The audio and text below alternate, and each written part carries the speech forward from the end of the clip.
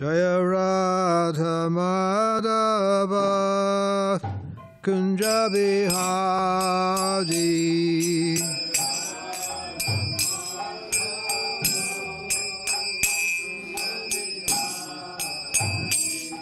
Jaya Radha Madhava Kunja Bihari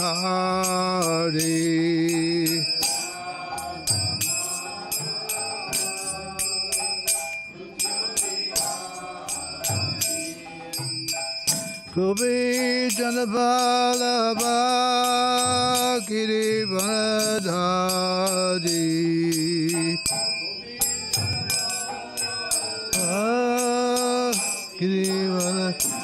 Girivanadhari Gopi Janabalabha Girivanadhari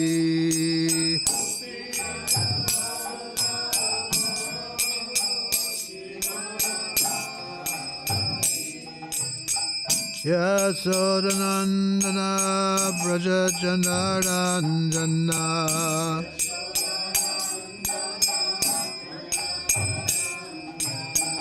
Yasodanandana Braja Janaranjana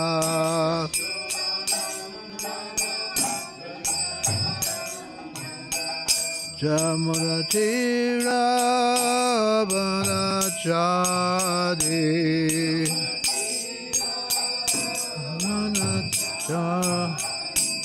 Jamunatira Vanachari Vanachari Jaya Radha Madhava Kunja Bihari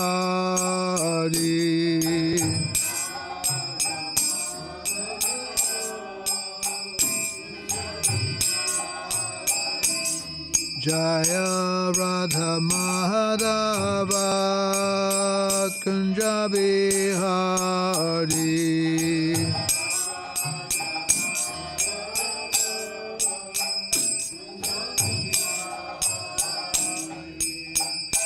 Hare Krishna, Hare Krishna, Krishna Krishna, Hare Hare, Hare Rama, Hare Rama, Rama Rama, Hare Hare, Hare Krishna, Hare Krishna, Krishna Krishna, Hare Hare, Hare Rama, Hare Rama, Rama Rama, Hare Hare, Hare Krishna, Hare Krishna, Krishna Krishna, Hare Hare, Hare Rama, Hare Rama, Rama Rama, Hare Hare.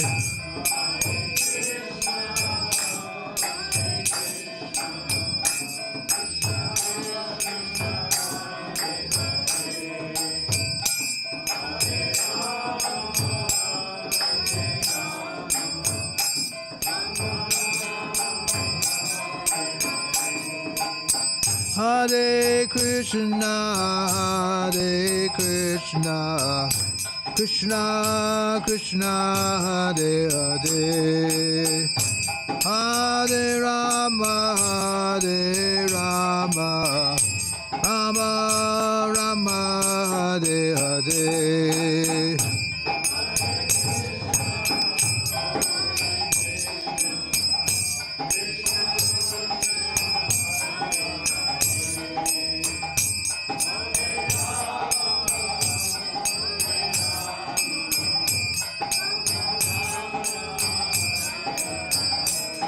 Jaya Radha Madhava Kunja Bihari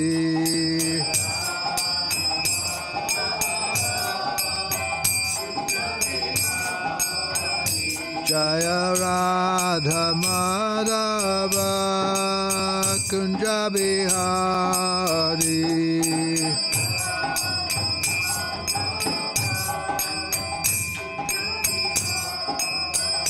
Jaya Radha Madhava Kunja Bihari. Madhava Kunja Bihari.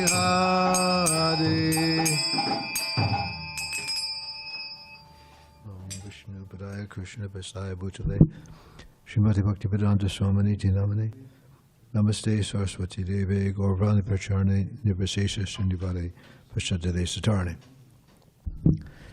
So, I was very fortunate some years ago when Srila Prabhupada was here, and when I sing this song, I think of when I used to watch Srila Prabhupada playing kartals and singing that song before giving a class. It's just, when you think of the spiritual master, then he's present. And Srila Prabhupada has his murti sitting here. So he's there. Well, he's not a stone. Okay. And Krishna's on the altar. Krishna's not a stone. Krishna's the person. And Lord Jagannath, and they're all present there. And it's not idol worship, as some uninformed people think, because we're not speculating. We're not just making something up like you make a figure on the beach in the sand. But the actual form of Krishna is described in the scripture, in the Vedas. So is there anyone here who is just visiting for the first time? Oh, thank you very much. Welcome. I hope that I can answer some of your questions, if you have any. You will thank yourself that this is an experience I can guarantee you won't forget. This is the beginning of the path to salvation. Now, that may mean something to different things to different people, but salvation is to go back to Godhead, to live with God Himself. The same person is standing here, has his own kingdom, and that kingdom is called Goloka or Vaikuntha. And so here we are in this world. We somehow think that we're separated from Krishna. And so we're here in this material world for our own purpose. Does anyone have a Bhagavad Gita? I was hoping we could have a Bhagavad Gita. So I'm going to read a verse or two from the Bhagavad Gita. The Bhagavad Gita means the song of God. This is a book that's over 5,000 years old, and it has been translated into English from the original Sanskrit. The Sanskrit language was used 5,000 years ago and before, but the sages knew that in the future that people would not be able to remember things, so they invented writing. Previously, before 5,000 years, if you heard from an authority, you'd remember it the rest of your life. Now, if you tell me your name, I apologize, you'll have to tell me your name about 5 times, and 2 seconds later, I'll say, what was your name again? True story. So we don't remember anything very well. Some do. Some have that ability, and I've known devotees who have memory like Dravida or some other devotees that have they have an amazing ability to recite verses. Unfortunately, I apologize, that isn't me. So this is Bhagavad Gita as it is. Okay, Bhagavad Gita as it is. Why as it is?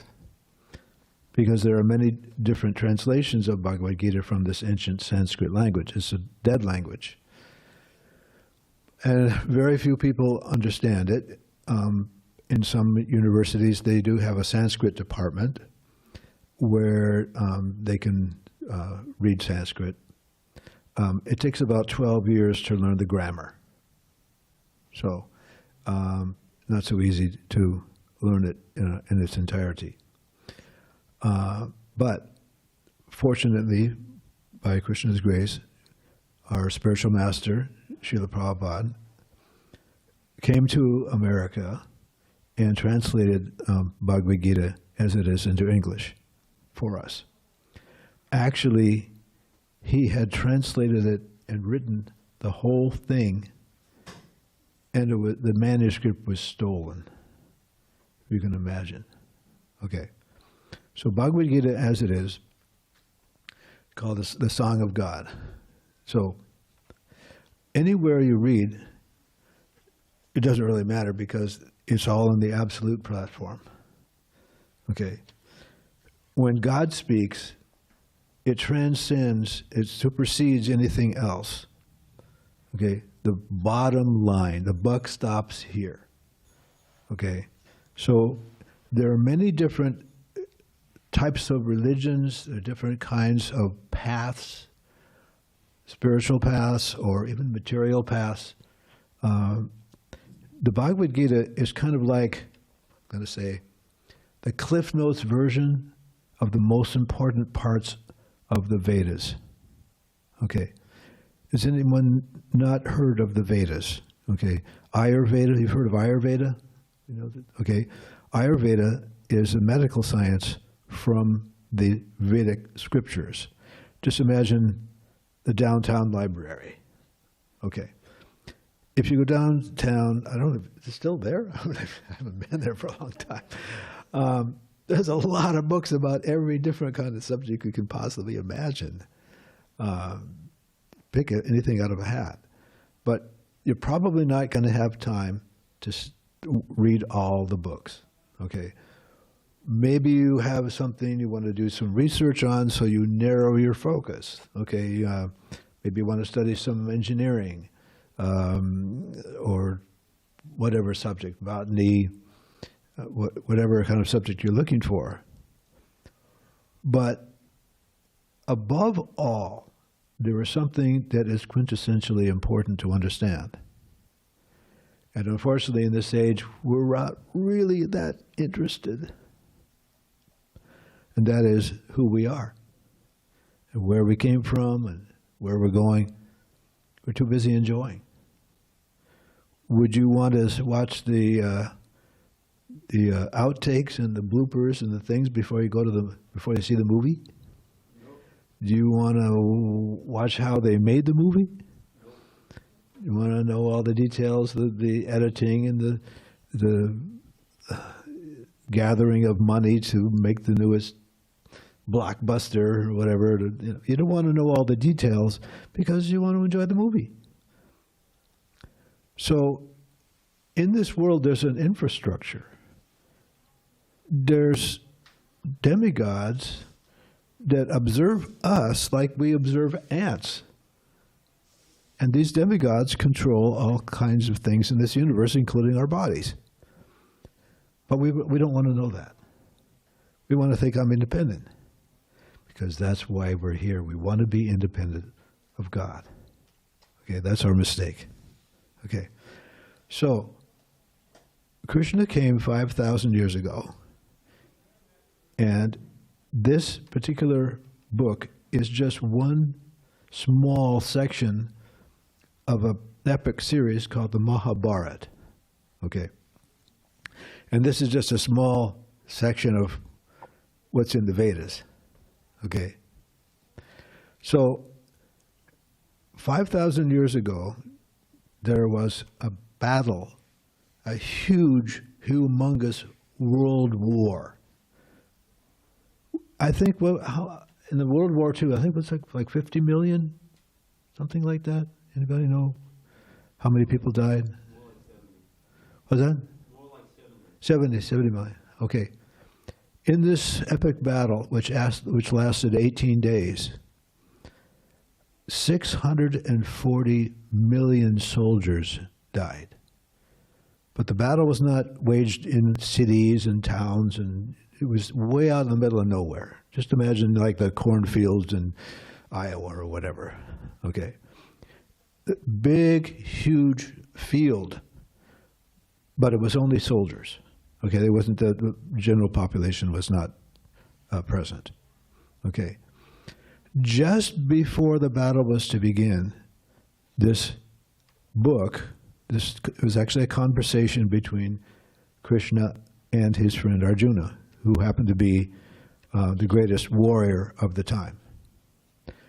The book, or it was a book and a movie also, The Legend of Bhagavad, if you've ever read the book or seen it, was inspired by Bhagavad Gita. Okay, so it's quite profound, to say the least. Okay, so in the Bhagavad Gita, Krishna is speaking to Arjuna, and Arjuna is in a situation where his relatives, his cousins, and many people that he knows happen to be on the other side. It was a family fight, fratricidal. So on the other side, they were vastly outnumbered, 10-1. It was a turkey shoot. They had no, actually, from a mundane point of view, they had no hope at all. There was 4 brothers against, their allies, and on the other side, they had all the biggest warriors. In fact, Arjuna's grandfather was on the other side. His friends, his military teacher, cousins, and all these people were fighting on the other side. So as the battle is about to begin, and it happens that Krishna was on his side. There's a whole story of how that happened. But Krishna said to Arjuna, I'll be on your side, but I won't take up weapons. Tell you what, I'll drive your chariot. Now, chariot driver is not exactly the highest position. Just think like a taxi driver, okay? So Krishna said, I'll be your charioteer, okay? So at the same time, Krishna's going to do that. After this Bhagavad Gita was already spoken and the battle began, then Krishna is giving advice to Arjuna during the battle, okay? Which was very helpful to Arjuna. So in the very, very beginning, he tells Krishna, can you bring my chariot up to the front so I can see who I'm fighting against and see, how they're determined, how much are they determined to actually fight this war. And so Krishna drove the chariot up to the front and said, Arjuna, here you go.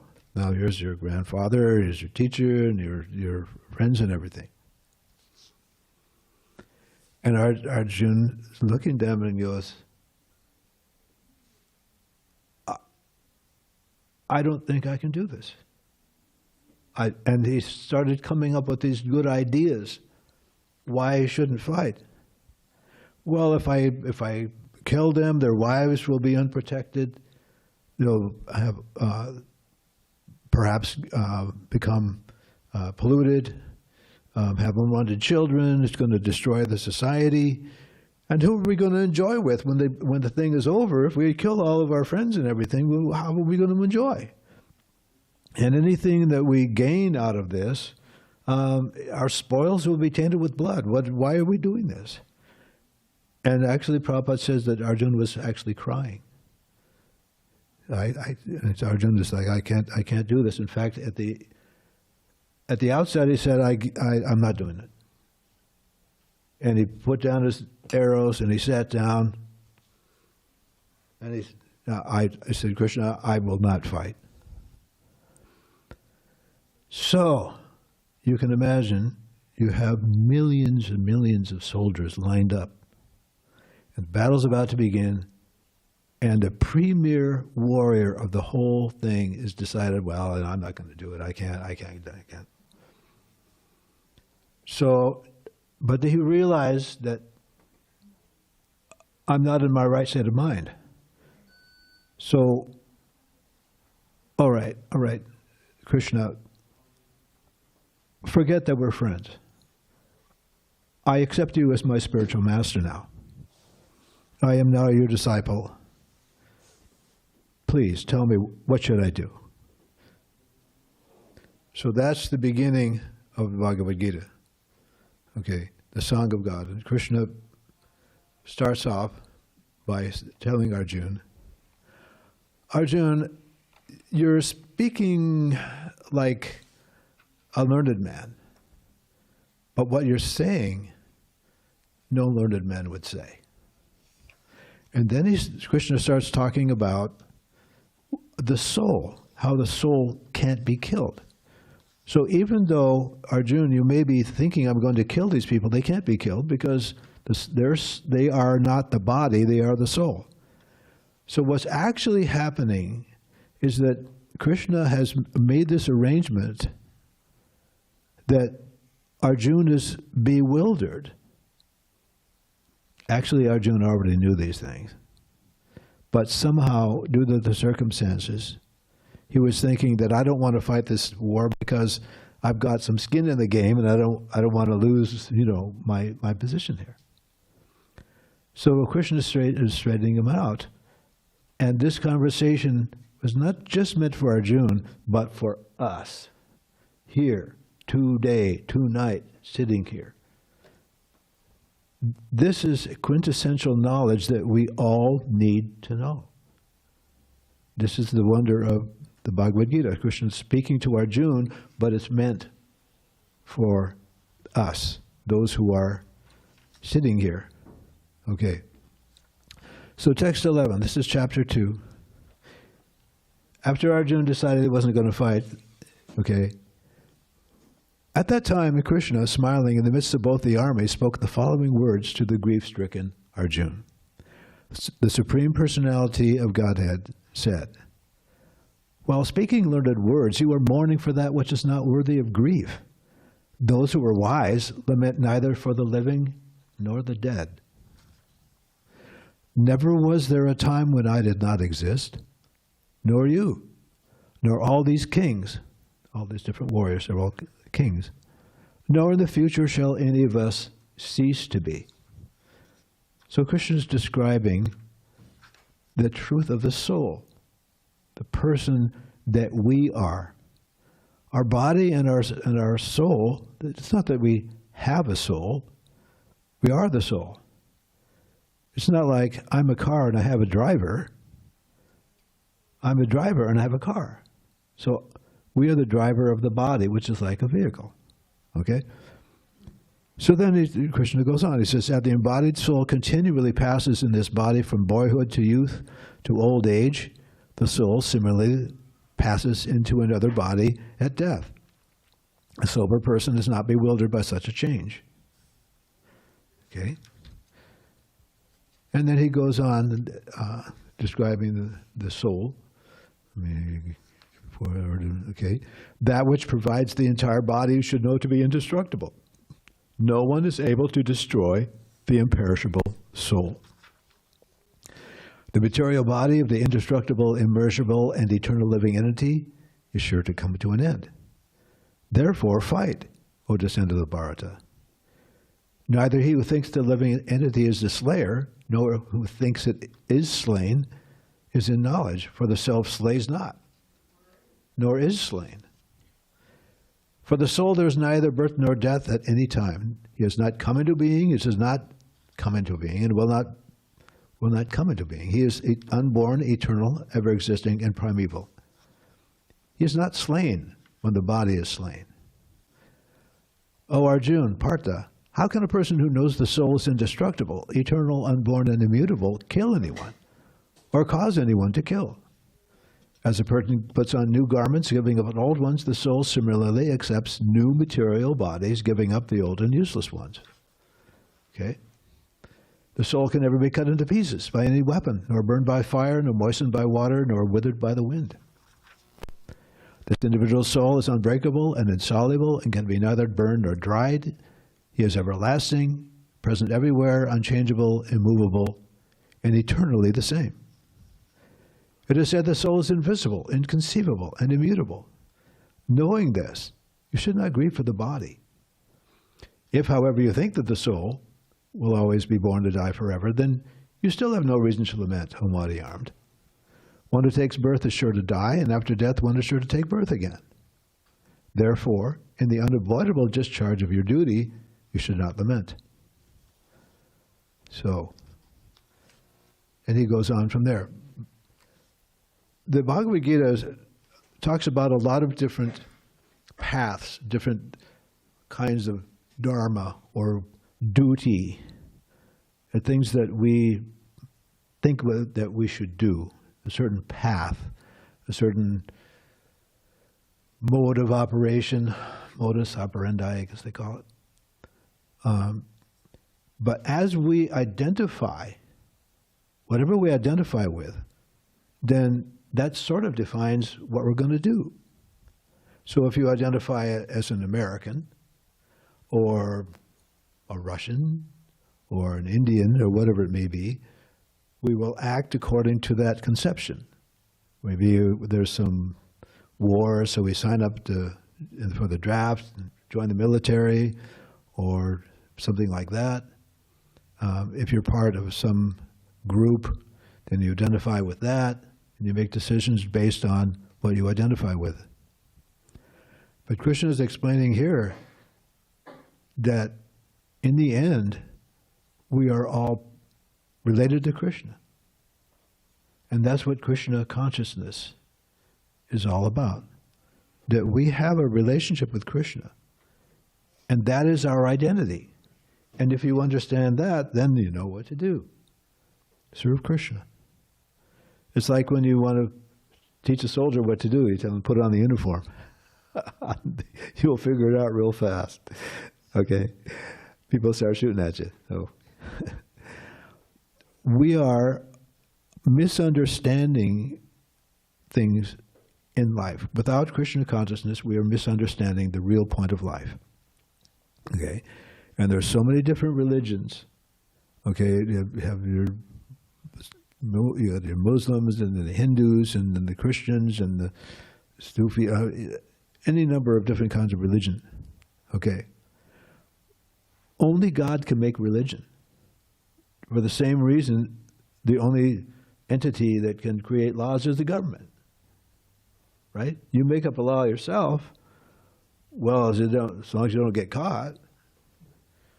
But if you decide I'm going to drive on the left side of the street because I don't feel like doing the right side, then you better move to Britain. Otherwise, you'll get in trouble. So only God can make religion. And if you follow God's instruction, then you're religious. So you can't make something up. The problem with today's religion, all the different religions, more or less, I think, except for maybe Hinduism and some understanding of the Mormons, God is not supposed to be our order supplier. We are supposed to supply Him. But He loves us, so if you ask for something, He can give it to you. But that's not really the whole point. The point is that, like, for instance, I grew up Christian, so we have the prayer, give us this day our daily bread. Well, the animals don't ask for bread. The elephants don't go to church to pray for what they eat. They get it automatically. So there's no real point in going to God for the bare necessities. But we think somehow or other we have to worship God to get what we want, right? When there's a question of the crops, how much yield you get out of your crops. Well, we pray to God that we get enough rain, that we get this bounty, okay? But it's not really very well thought out, because rain can fall on the water, it can fall on the mountains, it can fall here and there on the ocean. Okay, Everything is already arranged. What we should be praying for is, how can I serve you? How can I love you? You see, if you pray for bread, that's love of bread. But if you pray to God, pray to Krishna, how can I serve you? How can I please you? But we don't know about Krishna. The Western countries, practically speaking, I'd never heard of Krishna. I grew up a Christian, like I said. I never heard the name of Krishna. And I'm sure a lot of people had never heard about Krishna. So somehow or other, we weren't getting this information. The real truth is that the real religion is how the living entity can reconnect with God in a loving relationship. The point of having a relationship, the point of enjoyment, if we're going to enjoy, is to have a relationship, right? You just go off and be a hermit somewhere, well, that's not very much fun. You want to have a family. We have families, we have a society, we have all kinds of interactions. That's the basis of enjoyment. But the problem is that we're trying to enjoy something besides what we're about. We're trying to enjoy things or some situation, something that requires a certain circumstances, right? We love to go surfing, right? I want to go surfing. But what if the surf isn't up, right? Yes. Does Buddhism have anything to do with Krishna? Because I know Buddhism, the person separates themselves from society and does it and wants to be a hermit to evolve. So I don't know if they're tied together or not. Krishna is the enjoyer, the center. Buddha was an incarnation of Krishna, but he taught atheism. Okay, so he threw out the scriptures. So religion, according to Krishna, is for all of us to surrender to him. That's the bottom line. He wants us to make him the goal of life. He wants us to serve him. And anything and everything we do or what we eat, all about our life should be to please him. Just the same way as the different limbs of your body are meant to serve the stomach. Okay. If the limbs of the body, one time there's a funny story, the limbs went on strike. They said, oh, the stomach, he doesn't do anything. He just sits there. Okay. So, oh, you don't want to serve him. So after a while, they got kind of weak and weren't feeling very good. So they said, maybe we better start feeding the stomach again. Okay. So the dissatisfaction that we have in this world is because we have neglected, we don't know that we have neglected our eternal relationship with God, with Krishna. We've forgotten all about it. And we're interested in all kinds of other things. Okay. So if you want to make progress, spiritual progress, we have to understand our actual situation. And I think about it, there's a cartoon, the Gary Larson cartoons, you may be familiar with. And it shows somebody, and he's standing there, and there's big things that look like palm trees. And he's looking around and, where am I? So then the next scene is, take a step back, and those things that look like palm trees are actually hairs, and he's standing on someone's body, right? So we don't really understand where we are and who we are and what's going on. We just think that enjoying our senses is the way to find happiness. And then there are certain ideas that we should meditate, right? And we should shut everything out and forget everything and just meditate and become God or something like that. It's a very, very common philosophy. But again, first of all, to negate by shutting off our senses is very difficult. In this age, it's not possible, really. That at one point was a bona fide method for self-realization. You go off to the forest and you sit and meditate for maybe 50,000 years, 100,000 years, quite a while. And no sex and complete celibacy, so on and so on. In this day and age, what we call yoga, what is supposedly like that, that may be good for health, but it's not the bona fide and recommended process for this age. Okay, there are 4 ages, so this is called Kali Yuga. It's kind of like the winter. You have a winter and then spring and summer and fall and then winter again. Okay, so this age is like the winter. So everything is difficult in this age. Everything is upside down and backwards. So in this age, the chanting of the names of God is the recommended process. In the golden age, the first stage, meditation. Okay. Then the next stage, I believe, was fire sacrifice. It's Satya Yuga after Satya Yuga. Fire sacrifice. Yeah, very, very elaborate sacrifices. Then the next stage was very opulent temple worship. Okay, and when the British went to India and stole all the jewels from the deities, that was an ancient tradition that all of the most valuable things would be offered to the deities, including valuable jewels and gold and so on and so on. But in this day and age, none of these other processes are possible.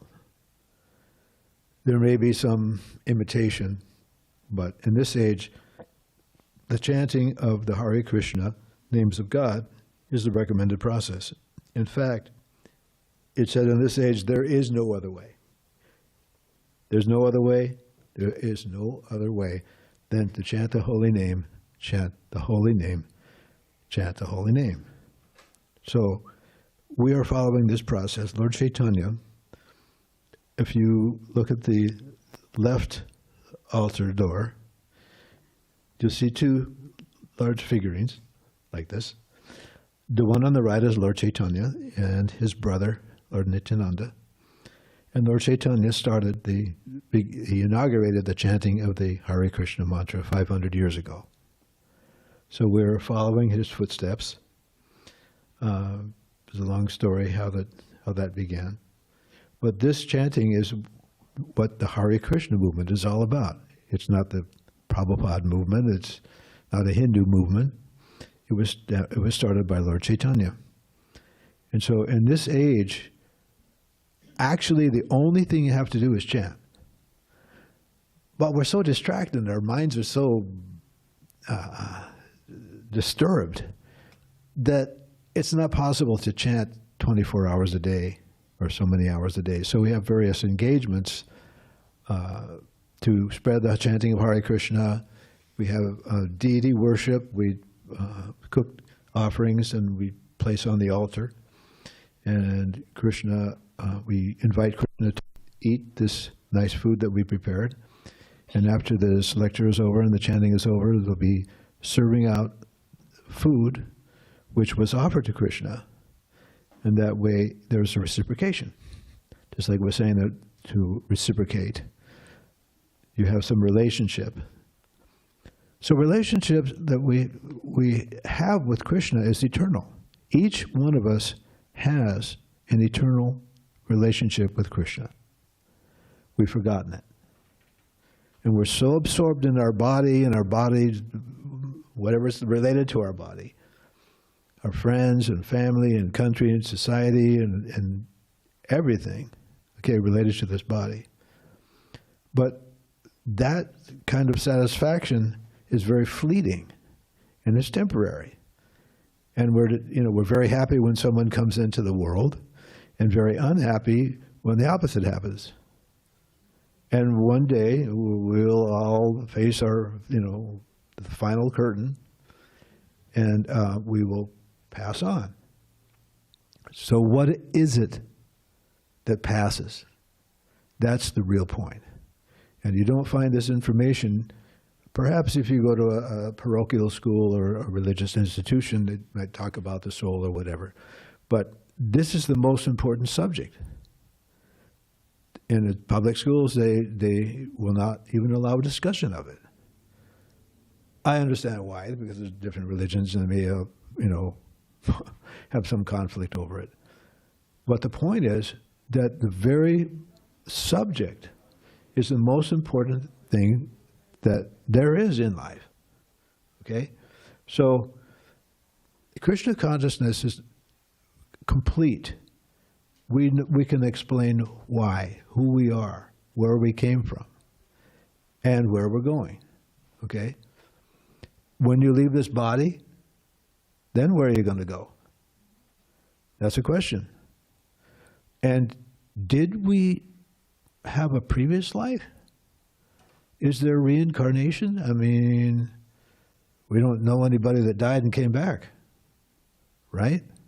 Okay? How do we know these things? So we have to get information from a higher source. Okay? If you get information from a higher source, the best source of knowledge, then you can know. Like a child. Child says, "What's this, Daddy?" And Daddy says, "Oh, it's a microphone."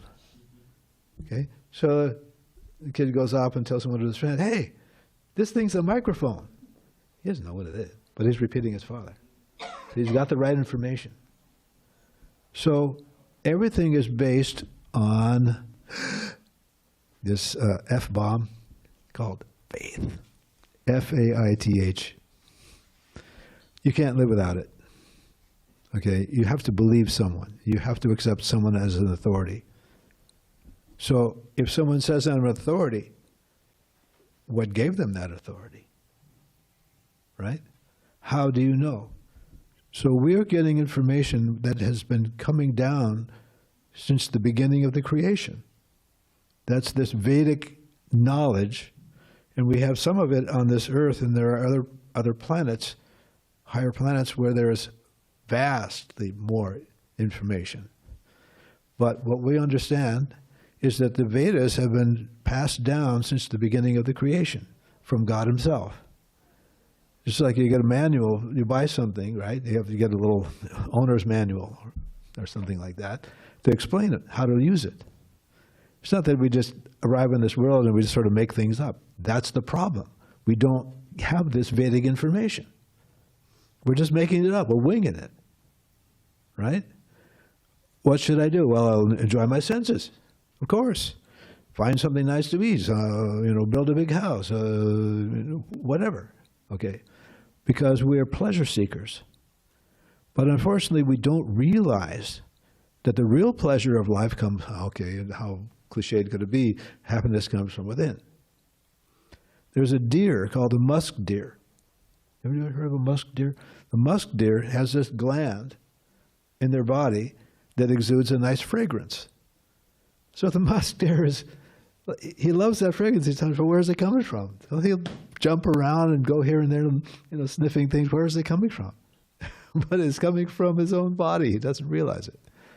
So we don't realize that the real happiness is within.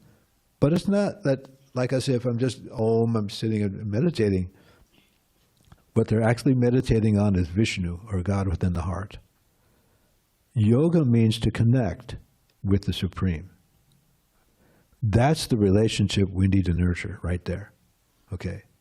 It's not that we have to give up our families or our society or anything else, but just add this. That this relationship that I have with God, if you begin by chanting the holy names of God, then you start to feel, this is like home. That's this, nothing like Om. No place like Om. But really, the real relationship is with Krishna. And you'll never be dissatisfied. And it's said that if you take one step towards Krishna, he'll take 10 steps toward you. We want this satisfaction. And it's kind of like when you eat something, No one has to tell you that you're satisfied, right? You eat a full meal, it's like, oh, you have to have a rubber stamp? Yes, you're satisfied, right? No, you can feel it. When I started chanting Hare Krishna back in 1971, I would chant in my car. And at the time I was very depressed about life. Anyway, nothing new. But the guy said, if you chant for 5 minutes a day, you'll see a change in your consciousness at the end of a week. Okay, well, I've done everything else, Namyo Renge-kyo or whatever. Why not chant Hare Krishna? They had this chanting in the musical Hair. Anybody go to see that production? I had the soundtrack, and I used to chant along with it. So I would chant in my car on the way to school, and after a few days, it was like, wow, there's something to this. I'm feeling pretty good. My depression is like going away. Dang. So the proof is in the eating. Okay, we're going to, in a little bit, have some nice prasadam. And the proof is that you taste it, you like it. Hopefully you like it. Long story. So Bhagavad Gita and Krishna consciousness is all about finding out who we are and how to get real pleasure, not the temporary stuff. Okay, that comes and goes, right? You go surfing one day, oh, it's great. Go the next day, well, it's not so good. When I grew up, we had a little sailboat. So we go on the sailboat, oh, it's fun. And you go out again, well, it's not quite as fun. And then you got to take some beer or some other thing because it's boring, right? So everything you do something over and over, there's a decrease in the amount of pleasure that you get from it. It's hackneyed, okay? If you chant Coca-Cola, Coca-Cola, you're not going to get the same satisfaction as chanting Hare Krishna, Hare Krishna. Devotees have been chanting Hare Krishna like Dravida for what, 50 years? How many years? 51? Okay, 51 years. Is it hackneyed? Does it get old? No. So that's the proof. You're coming more in contact with yourself, and the bliss is already within us. We are naturally blissful. It's not natural not to be blissful. And that's when we chant. You see devotees dancing around on the street or dancing and chanting because they feel blissful. So this is the essence of Krishna consciousness. How to understand your real self. How to understand where you are. Where we are embodied in temporary material bodies, looking for happiness in bodily pleasures. We don't know who we actually are. We don't know what our real interest is actually because we have never been taught. We don't know this. Now, those of you who come from, I'm going to say, a Hindu background or Indian background, they have some understanding of this. But for the Westerners and Western society, there's no, other than, like I say, the Mormons have some idea that we should be serving God, we should be pleasing God rather than ourselves. I dated a young lady in high school. We couldn't do anything. Couldn't go to a dance, couldn't go to the movies, couldn't do anything because their philosophy is that we aren't supposed to be enjoying, but God is. So they have some understanding. So all of these ideas that, to be religious and helping the poor and what I call, feeding the sick and clothing the naked or clothing the homeless, it's all a misunderstanding. Why are they homeless? Why are they suffering? Because they've done something against the will of God. So being punished as a result, as a carrot and a stick. If you do the right thing, then you get rewarded. You get the wrong thing, you get punished. So what is the right thing? One person said, "Oh, this is good. I'm feeding this person." But one thing is that Krishna informs us that we should not eat meat. So if you're feeding someone meat, that's against God's will. Okay, thou shalt not kill. That's in the Christian theology. So if you're feeding somebody meat with the idea of doing good to him, it's actually not doing him good. Now, I apologize if anyone is, I was a heavy meat eater, so I'm not casting blame on anybody. But when I was 20 years old, someone explained to me why I should become vegetarian.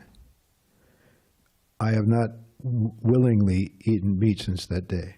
I'm 70, be 73 next month. So we have to understand what good is. What good is what God wants. And that is, there are many rules and regulations for human society, and one of them is that one should not eat animal flesh. One should not intoxicate oneself, one should not have illicit sex, and one should not gamble. These things will end up, you will end up suffering. You will be put in a situation that is very uncomfortable, and even might even go to the lower planets where people who are sinful are punished. It's called hell for a reason. So, if you chant Hare Krishna, no matter what you've done, no matter what kind of religion, whatever, if you chant the holy names of God, all of your sinful activities will be nullified. Okay? But it's kind of like if you plug in the fan is still turning. If you unplug the fan, eventually it'll slow down and stop. So even the devotees may undergo some difficulty due to some previous action, but the reaction is minimized. We're kind of, when you become a devotee, it's kind of like being in like on probation. We're given an opportunity to prove how devoted we are and how serious we are. And sometimes we fall down. It happens. Sometimes you're with friends and maybe they offer you something to smoke or whatever. Okay. But as the sincere devotee, will try to avoid that kind of association. That's another thing. For the devotees who are living in the temple, I used to live in the temple long ago. We didn't associate with our families much. Sometimes I go home and visit my mom or whatever, visit, a brother. But generally speaking, just like monks, why do they live separate from society? Because they don't want to associate with people who are interested in simply gratifying their senses. It's like becoming a devotee is actually kind of like swimming upstream. Because everyone's going to wonder, why are you giving these things up? We're having fun. Come on, let's do such and such. But the truth is that the more we want to enjoy, it's bundled. It's bundled with all kinds of difficulties, right? The more you want to enjoy, the more you go out of your way to enjoy, unfortunately, in the end, the opposite happens. That's the truth. Okay? So the mode of passion, because there are three modes of nature, and Krishna describes in Bhagavad Gita, the mode of passion is that I want to enjoy. And we know what the most enjoyable thing in life is. We don't even have to mention what it is. Okay? So, when we try to enjoy, that means we're ignoring our relationship with Krishna because we aren't the enjoyer. Krishna is. And that's a tough one. Okay? We've seen many people in different religions, they're televangelists or whatever, and they're very highly regarded. And then you find out that, well, behind the scenes, they couldn't resist. And we have examples in our own ranks also. So this is a process, a purification to find out the real happiness, because if you have something better, then it's much easier to give up something that was less enjoyable. For example, when I joined, I was intoxicating myself. So it took a while, but I realized that the chanting was more enjoyable, and it wasn't dangerous,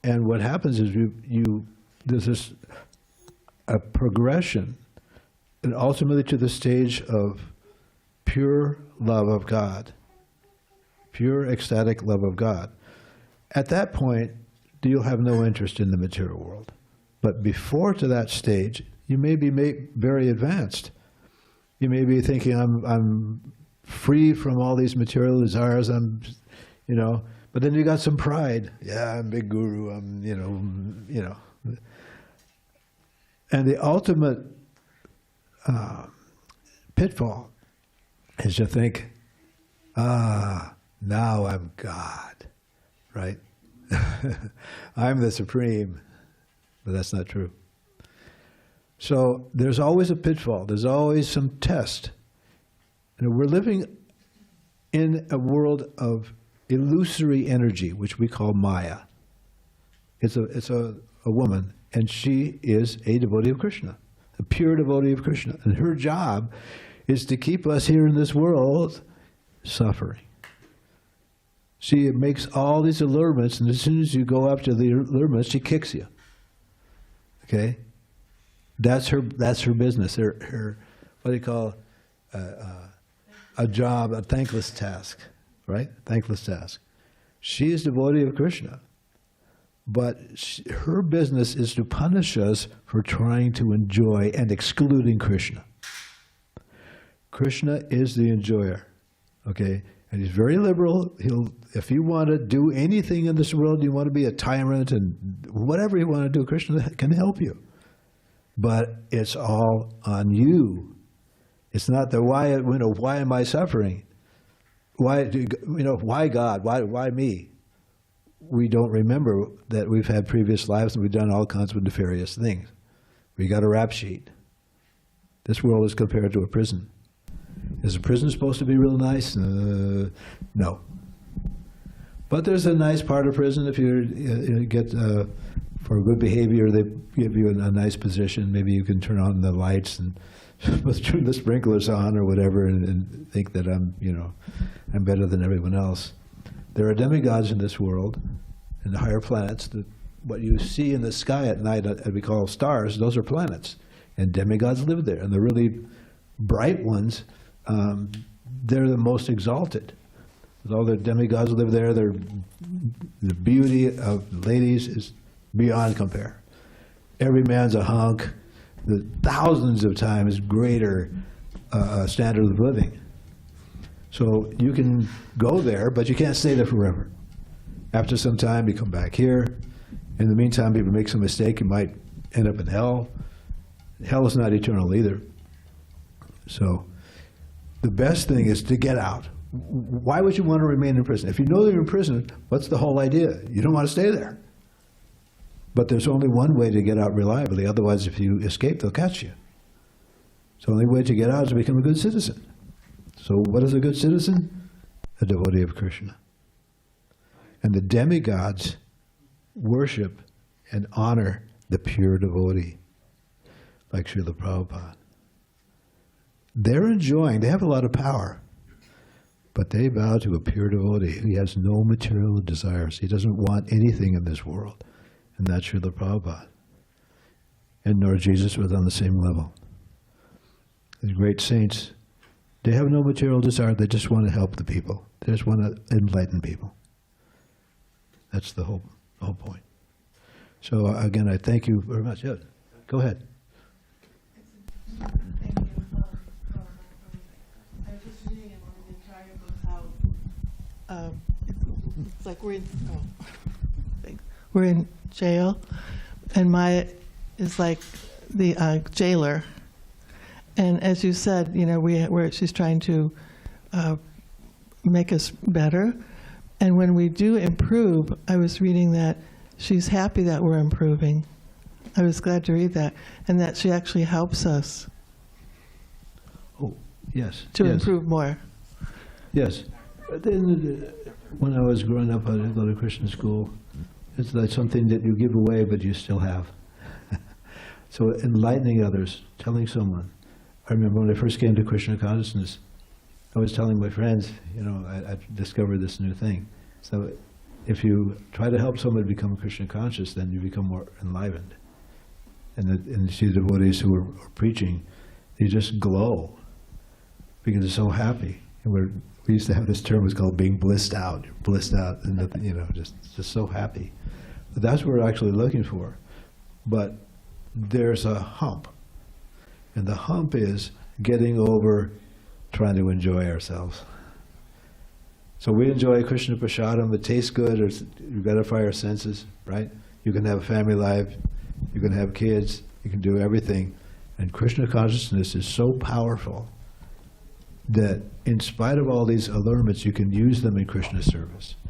If you make a lot of money, suppose you like to make a lot of money, you can donate it. We have a very generous donors in our congregation, making good money, but they're spending it for Krishna. And you never become a loser. You never become a loser. And Krishna is the husband of the goddess of fortune. So Lakshmi, right? Lady Luck, that's Lakshmi, is the consort of Krishna. So if you give to Krishna, then the goddess of fortune is very pleased with you. That's the secret. But we don't give to Krishna with the idea that we're going to, make a little bargain. I'll tell you what, Krishna, I'll give you something if you make my business improve. You might give to Krishna, and your business might be finished. Krishna is known as Hari, and Hari is one who takes away. So sometimes people are afraid to become a devotee of Krishna because they might lose everything. But you never become a loser.